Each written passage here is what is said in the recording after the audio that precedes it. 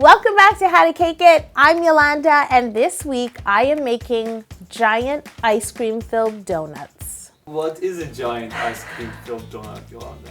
It's the dessert of my dreams. Of course, I'm making my giant donuts out of cake. So for this, I baked 6 9-inch round vanilla cakes. 2 cakes are gonna make up 1 donut. For that, I had to bake 21 pounds of my ultimate vanilla cake to remove them from their pans and level them with a ruler and a serrated knife. I'm also gonna take the opportunity to remove the caramelization from the bottom of all 6 cakes. Oh my God, everything I love is in this episode. Yeah. Donuts, ice cream, cake, and the number 21. Because 21 is my birthday. So it's like my lucky number. In fact, when I made my cake book, I was adamant that there would be 21 cakes in the book, and there are. And there's 3 chapters, each with 7 cakes, because my birthday is 7/21. Hold your applause. Just hold your applause. Now I need to carve these cakes. I have to carve them all the exact same way, and that is using a serrated knife to sort of round down the edges, because donuts aren't, I wish there was a really square. I actually have had a square donut. Yeah? Of course, it's amazing. But I want to round down the top edges of each cake. Footage. Guys, if you love cake, ice cream, and donuts as much as this girl, please share this video. Now I need to flip my cakes over and carve out, I guess it's a secret chamber. It is a secret It is a secret chamber. Yes. Again, I laid a circle cutter on top. You can make yourself a template. And then I used a small serrated knife to cut down into the cake a little bit. And then I used a spoon to scoop cake out. So I want to keep it a nice circle, but I also want to make sure I don't dig too deep. I don't want to make a hole in the donut. So you've got to make sure not to dig all the way down. Cake digging. It's a buttercream pond, right? It's more like a pond because it's completely surrounded by donut. Guess who I have to invite into the kitchen now? Any guesses? Sir Squeeze. Yes, Orhan wins. Sir Squeeze-a-lot is here, and he is going to help me simple syrup all of these cakes. In this case, I'm gonna simple syrup all my cakes on both sides. Now, when I flip them right side up, I wanna simple syrup them really quickly and flip them over, because I don't want that thin layer of cake to start to dip in. Yeah, but we both know Sir Squeeze doesn't like being rushed. I know, he was difficult. He was difficult, but I told him. I had a talk with him before I brought him on camera, and I was like, look, I know you don't like being rushed, neither do I, but you have to do this. While the simple syrup is I actually have started to do this motion because I know that footage is gonna like swipe. I'm gonna take the time to flavor and color some Italian meringue buttercream. To make my raspberry buttercream, I am pureeing some raspberries. So basically what I need to do is wash some raspberries thoroughly and then place them into a food processor and puree them until they're liquid. And the most important part is to strain that liquid. I can't promise that it will get out every single seed. Raspberries have a lot of seeds, but it will get out most of the seeds and you'll be left with a gorgeous raspberry puree. How good did that smell, Cody? It was phenomenal. You're so good. It was so good. I wanted to drink it, but I couldn't. I have to add it to my buttercream.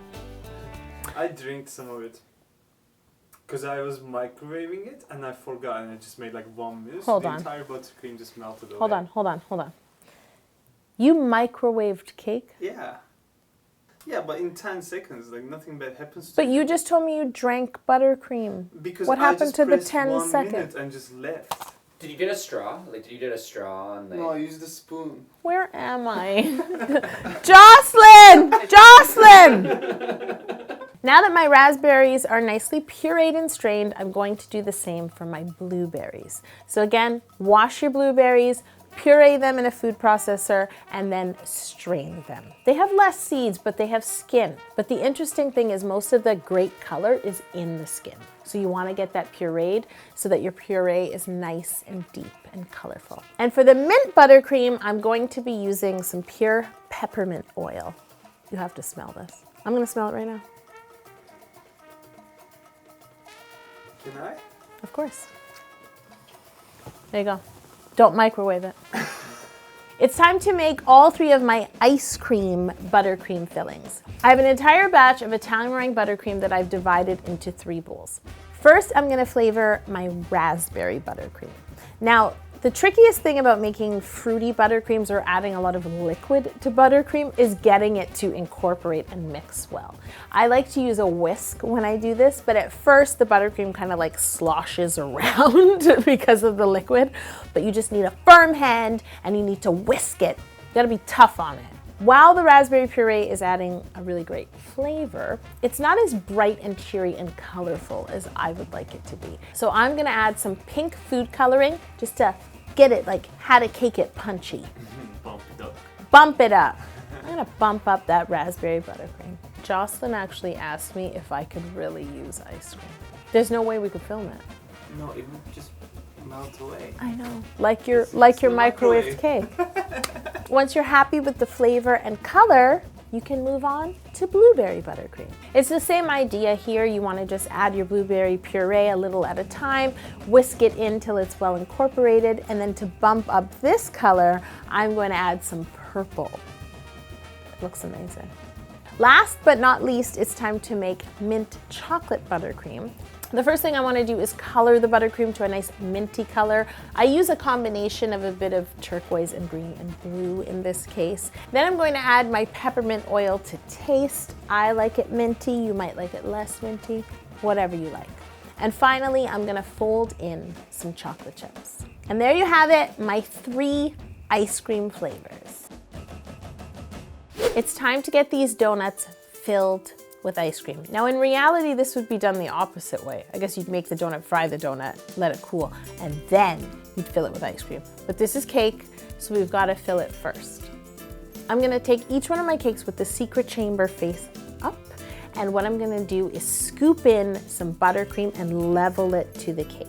When filling your cakes with your flavored buttercream, the key is to place a big dollop of buttercream into the chamber and then use a small spatula to really spread it. You want to make sure there's no space or air inside of your secret chamber. Fill it up, and then at the top, make sure to level it to the level of the donut. You don't want a hump of buttercream. You want it nice and level. And then chill all of your cakes to set the buttercream. Yo-Yo Day is on June 6th. And once again, we are partnering with the best bakeries all over the world to free the sweet. A select number of bakeries around the globe will offer a free sweet to the first 50 people who walk in and proclaim Happy Yo-Yo Day. And to top it all off, you'll have the chance to win a really cool grand prize. All the participating bakeries and the details are in the description below, and you can find out more about them on our Instagram. No strings attached, which is very unlike yo-yos. I mean, that's the point. The string is attached. Who plays with yo-yos, really? My buttercream is nicely chilled. It's time to flip these cakes over, but before doing so, I want to just lay a circle of parchment paper over the buttercream. And this is because if I don't do this, buttercream will start to melt and get warm. Not microwaved, but start to come to room temperature. And I don't want to have a hard time picking these cakes up off the board after.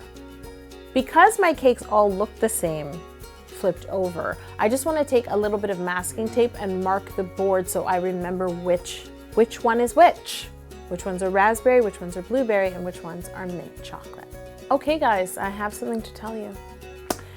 I'm glad I already filled and chilled because there's not going to be any crumb coat and chilling. Why are you wearing the apron then? I just want to remind you that I usually do. So instead of using buttercream to help glue my fondant to these cakes, I am using piping gel because it's invisible. Because I'm going to use fondant to represent like the skin or the caramelization of the donut, basically the fried part.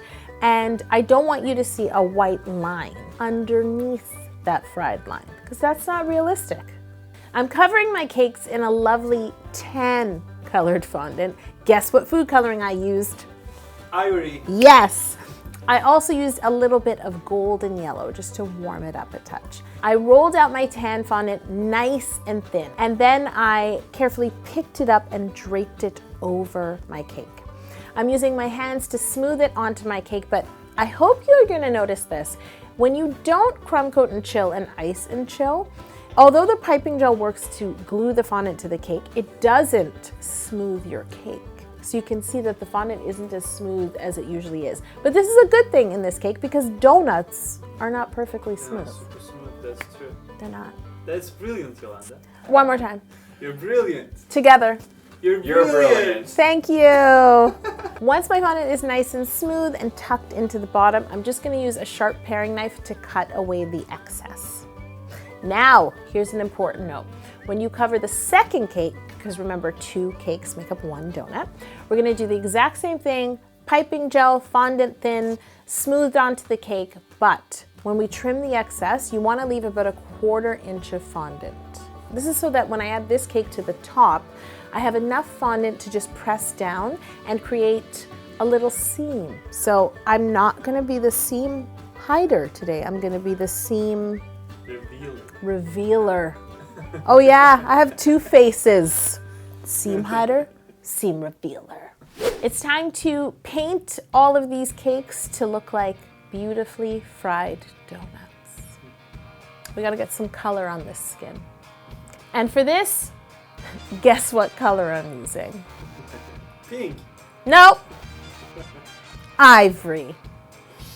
I need to get an apron that says ivory. I should just get a t-shirt that says ivory. Yeah. I've mixed my ivory food coloring with a little bit of clear food grade alcohol, and then I'm just gonna brush it over the surface of the donut. But I wanna make sure to leave a border at the bottom, because remember we talked about that seam. We talked about that little pinchy part of the dough. I don't wanna paint that part. But otherwise, paint the entire surface. The paint is dry, everything is good. It's time to assemble my 3 ice cream filled donuts. Working 1 flavor at a time, so 2 halves. The first thing I wanna do is flip 1 cake over so we can see our buttercream pond. You wanna flip over the cake that does not have the excess fondant. Flip our second cake on top, line up the cakes. I'm gonna take that excess 1/4 inch of fondant that we left behind and we're just gonna start to smooth it downward. Don't worry if you start to see some like wrinkling or fine cracks in the fondant because donuts are dough, they're not smooth, so it works in this case. Normally, I'd freak out. By the way, next week I'm gonna be making a giant cakesicle cake. And if you don't wanna miss it, subscribe to this channel. Cake and popsicles. Oh, I thought it was gonna be a bicycle. I thought you were talking about a bicycle cake. I didn't realize it was a popsicle cake. Now I understand what she's gonna be making. Cody, why are you covering it? Can we just cut? Now my donuts are all assembled, and you know what I've decided? I want them a little more well done. So I'm gonna paint another coat of ivory paint on top. After you've painted your donuts, let this layer of paint completely dry. And now it's time for the glaze. These are donuts. And I'm Canadian, so I'm making a maple glaze. I can't use pure maple syrup. I mean, I could, but it won't dry enough. It will just sort of keep running and remain way too sticky, and it won't keep as much shine. So what I wanna do is mix an equal part of clear piping gel with maple syrup, whisk it together. I'm gonna brush this mixture over the entire donut, including the seam. The reason it's important that your paint is dry underneath is the more you brush on top, the glaze will just start to lift your paint. So you don't want that to happen. Just take your time and let it dry. You know what they look? They look more like perfectly manufactured donuts at the moment, and I want them to look artisanal. I want them to look like you went to that really good local donut shop and they're hand fried, like 20 at a time. So to do this, I'm gonna mix a little bit of brown food coloring into my glaze. Okay, what I did is I used a small brush and I just dotted on a little brown food coloring in areas, and then I used that same glaze brush to circle and blend that brown and then brush it in the same direction. So now I have sort of like darker areas here and there on my donut, and I concentrated those areas mainly above and below the seam. You never like it when you go against the perfection of something, do you? No, it's very hard for me. Yeah. But it's weird because I loved it and I looked at them and I'm like, they all look the same. And I was like, wait a minute. These donuts look great, but there's all this beautiful ice cream inside and we can't even see it. So I've decided to take a big bite. Not with my mouth because they're too big. And I'm having like memories of trying to bite my hamburger cake and ouch. So I'm gonna use some circle cutters to cut out giant bites from the donut. I mean, I need to release the buttercream. Imagine I was like actually the cake queen and that was how I took care of the bad people in town. You know, it's like, release the hounds, like release the buttercream, and they just get swept away. How is that a punishment? You're right. You have a good point. You're right. Okay. I'm going to dig into these donuts now, but make sure to check out my step-by-step tutorial of my lemon meringue cake. It will take you to lemon meringue and my compilation of vegetable cakes over on How to Cake It Step by Step.